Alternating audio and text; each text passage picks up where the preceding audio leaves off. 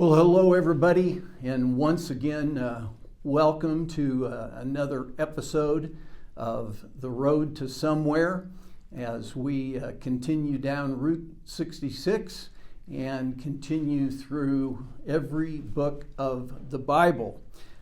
We are in, again, Season 4, which means that we are in, of course, the state of Oklahoma. And Oklahoma has 17 stops, and all of those stops are the prophets. And over the last 4 weeks, we've been going through what are referred to as the major prophets. And today we're going to be looking at the last of the major prophets. And then again, we're going to be taking a little bit of a break over Thanksgiving and Christmas. And we'll be back the first of the year. We'll still be in Oklahoma. We'll still be in the prophets, but we'll be looking at 12 books of the minor prophets. And I think there's a couple of them that I might combine. And what we'll probably do is have 2 more 5-week parts. And by then, we'll be completely through the Old Testament.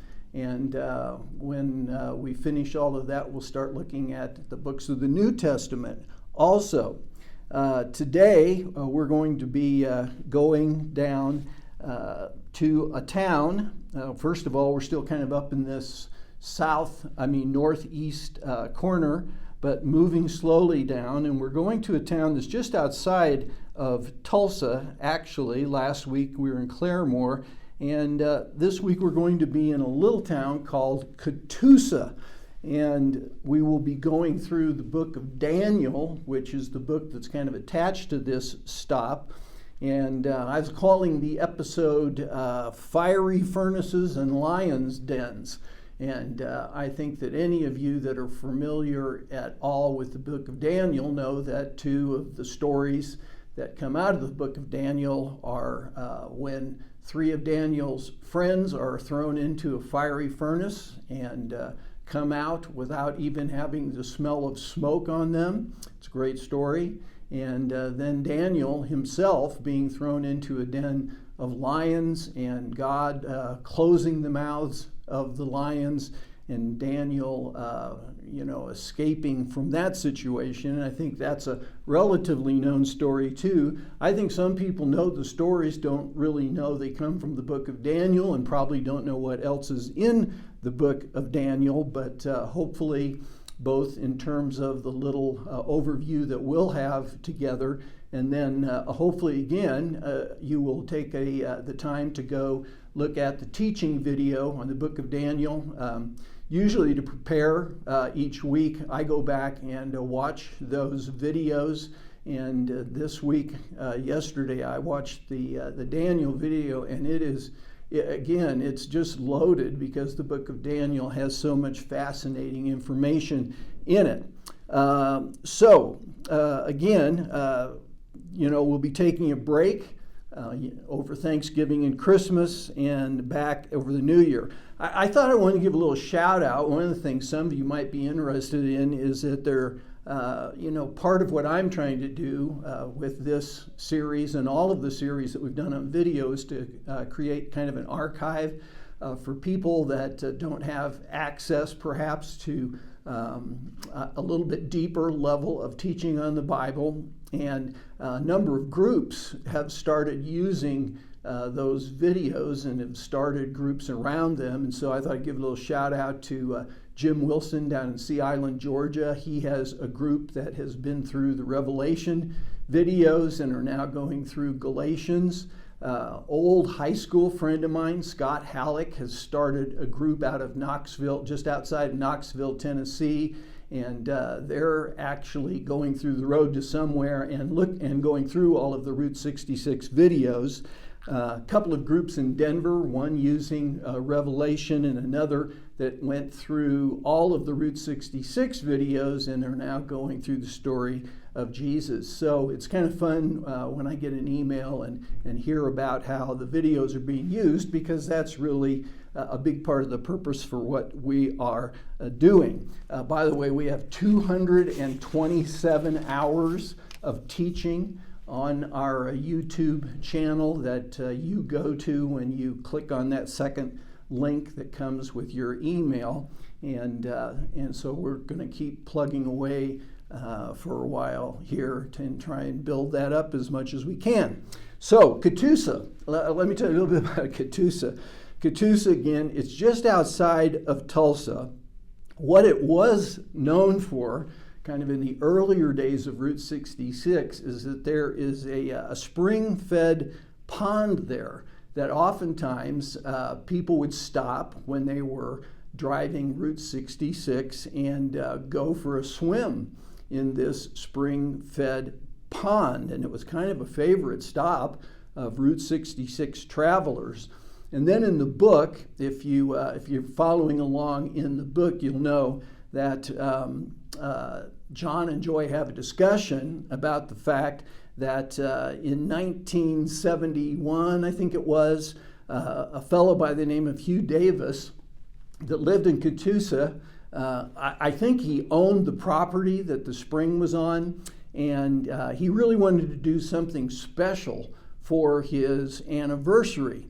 And he had a wife, her name was Zelda, and she had two things that she really loved. Number one is that she loved this, this spring pool where people could swim. And secondly, she was had kind of like a collection of whales, statues and things of whales. And so Hugh wanted to do something real special for her. And so what he did is he built this whale on the pond, and you can see it had slides and all kind of things. And this, of course, has just become known as the blue whale of Catoosa.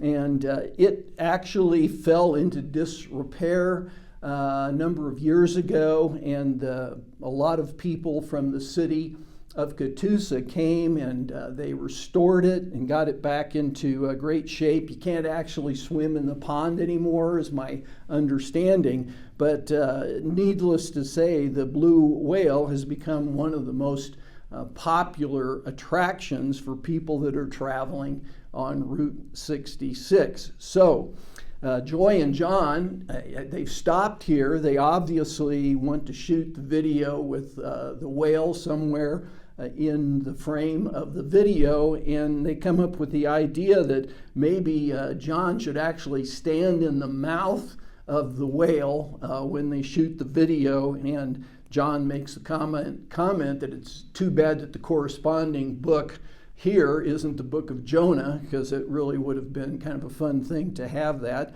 But the corresponding book actually is the book of Daniel. So again, in the book, they begin to shoot the video. John is standing in the mouth of the whale. He tells the story about Hugh Davis and how the whale came to be. Talks a little bit about how the citizens of Catoosa have kind of restored it and kept it in good condition, created sort of a picnic area around there, and again tells his video audience that it's one of the most iconic stops on Route 66. And then he segues into the book that's attached to the stop, which, of course, as we've said earlier, is the book of the prophet Daniel. Daniel, again, is the last of the major prophets. It's quite interesting. First of all, it's a fascinating book, but one of the things that's interesting about the book of Daniel is that in the Hebrew Bible, which basically the early church just adopted, the Jewish Bible rearranged a lot of the books and split a few of the books up into more than one part. I've said it on a number of occasions, depending upon which version you have and how the Jews divided when they put all these scrolls together that they considered to be sacred and should be part of what was called the Tanakh, which is basically our Old Testament, that there are either 22 or 24 books in their version of the Old Testament. And of course, we have 39. In their version of the Old Testament, Daniel is not contained within the prophets. not only what we would call the major prophets, but even what we would refer to as the minor prophets. Daniel actually, in the Jewish Bible, appears among the writings. And there's a lot of speculation as to why that was the case. Some believe that actually these episodes in the life of Daniel, which stretched over a 70-year period, weren't compiled until quite late, and because of that, they didn't believe that he should be placed within the prophets, probably put together after the return from exile.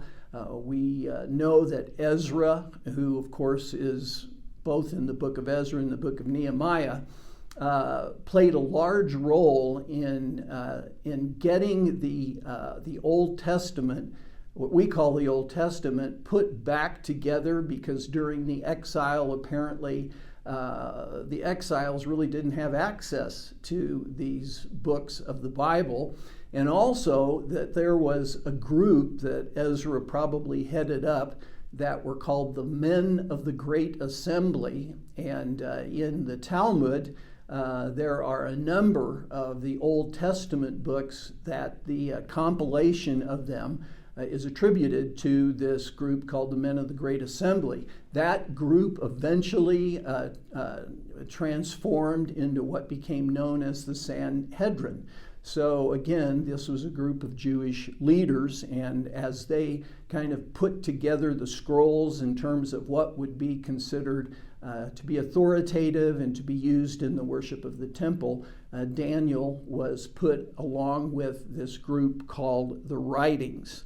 One of the things that John does in the video is he just, he reminds his viewer of some of the most familiar stories. Again, remember, Daniel is in Babylon as these events are recorded. One of them is, of course, the story of Daniel's 3 friends that refuse to worship the statue that Nebuchadnezzar sets up, and consequently are thrown into a fiery furnace. And we'll just bring up just a picture of some fire here. But as they look into the fiery furnace, they notice that 3 men have been thrown in, but that there's a 4th man in there, and that the fire is not burning up the 3 friends, but actually the only thing that gets burned are the restraints around them, and that they, that it's one that's like a son of man that's in that fire with them.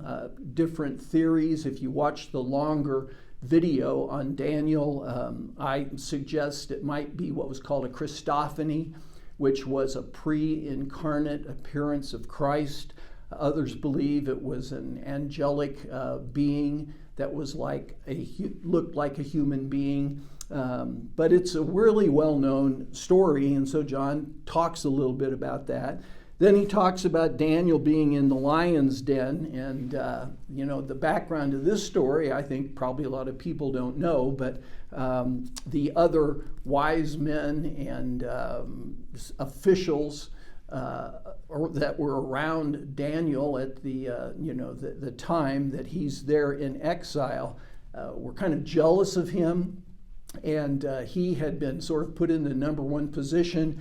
They wanted to come up with some way that they could discredit him, and they knew that in order to do that, it probably had to be something that had to do with his law, the law of Moses. And so they were able to talk the king into instituting a month that no one could pray. And Daniel, of course, just disregarded that and continued to pray 3 times a day, and was basically caught doing that, which was obviously their intention. And his punishment for that was that he was thrown into a den of lions, and God shuts the mouths of the lions so that they don't kill and basically devour Daniel. And he walks out of their hole in the same way that his 3 friends walked out of the fire. All of that kind of in the early part of Daniel, and again, probably a series of events that were put together to create the book of Daniel. The other thing about Daniel that is very fascinating, and that again, I would encourage you to look at the longer video, is that he has a lot of visions of the future that kind of tie into the book of Revelation. Early in the book, King Nebuchadnezzar has a dream of a statue that had a golden head, silver chest, I think bronze midsection, and then iron legs, and he needs that dream interpreted. It troubles him, and when his own magicians and enchanters and wise men come to him, they say, "Great, tell us the dream." And the king says, "Nope." He says, "You tell me the dream and then interpret it." And they said, "Well, nobody can do that." And of course, Daniel prays and is able to do that and gives him a interpretation that each part of that statue represent a major world empire that's coming after the head of gold, which is the Babylonian Empire. And that's exactly what happened. Here in the graphic, you can kind of see that those empires are broken down.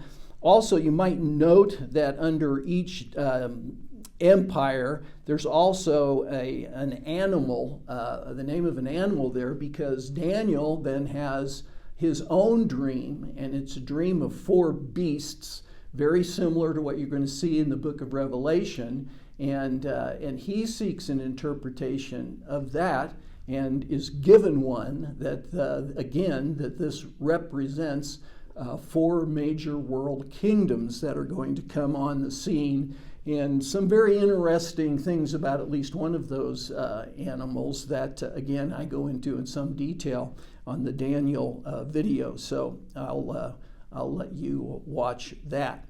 So, and then, he talks just a little bit, John does in the video, that Daniel is given a vision after reading from the prophet Jeremiah that the exile and captivity would be for 70 years. And we get the sense that it's close to that 70 years taking place when he's reading this from the prophet Jeremiah. And he prays about it, and in response gets a visit from the angel Gabriel that goes into a very detailed explanation that begins with what's happening at the time of Daniel, and actually traces the history of the Jewish nation all the way through the time of the coming of Antichrist and the second coming of Christ. And it's called, usually referred to as the 70 weeks of Daniel. And again, the longer video explains the importance of that and what all of that means. So John kind of comes to the end of his video.